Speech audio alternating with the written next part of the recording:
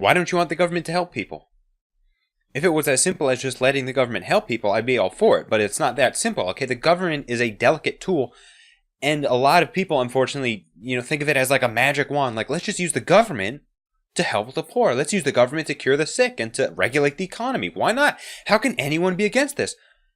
Well, the way the government works is it creates laws, and if you don't comply, then they lock you in a cage. Okay, so that's the hidden mechanism behind the government, right? That's what separates it from a private entity like a business or a charity, right? Microsoft can't take your freedoms away if you don't comply. The government can, and that is who you are empowering if you want to let the government regulate some industry or redistribute wealth. You are empowering, an entity that uses the threat of violence to, carry out what it needs done.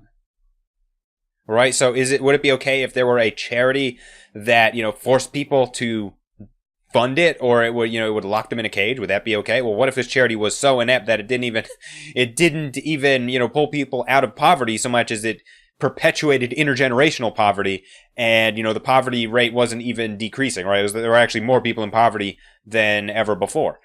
Right? Would that be okay if people were forced to pay for that charity?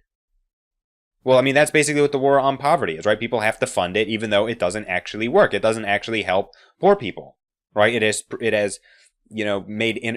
created intergenerational poverty, which is really horrible, right? But this is the thing: the government has been helping or trying to help people for decades, right? We've had plenty of government programs, right? We've not only had the war on poverty, we've had lots of, regulation of healthcare, the FDA regulating drugs.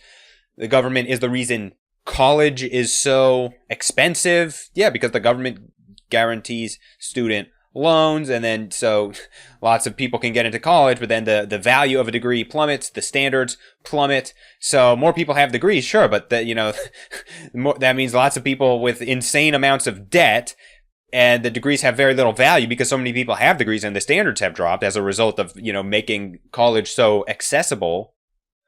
So are people happy with what the government's done for college? Well, no. People want the government to pay for college outright, right? People on the left are like, no, just give us free college. Give us free healthcare. It's still not enough. With as much intervention as the government has done, it's still not even close to enough. People are like, they're constantly tempted by the idea of, well, let's just go a little bit further, just a little more government intervention. It's like a new paradigm. Let's just have government controlled healthcare.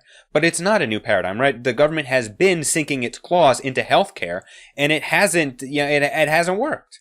Right? Every step of the way, things just get worse, and then we want even more government intervention. We just want more government involvement to, pay for even more of college, pay even more directly for college. Let's redistribute even more wealth to the lower class, right? Even though none of these things are working. And look, and we can talk about what Europe does, absolutely.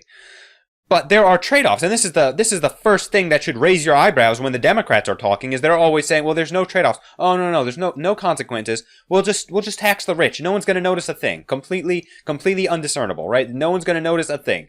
Your life is going to be completely unaffected, right? Everyone's going to be better off ultimately, right? Because of the good effects of redistribution, right? Nonsense. Of course there are going to be trade-offs. Okay? I mean, in Europe, there's high taxes on the middle class. The Democrats talk about wanting high taxes on the middle class. No, they're saying no, only the rich, Of course not, right? And this is the thing, right? Politicians are just saying whatever it takes to get elected. So of course they're going to make everything sound so simple, like it's such a no-brainer. No, just elect me and give me power over this industry, and I'm going to cure the sick. I'm going to help the poor. I'm going to give this great service to the people.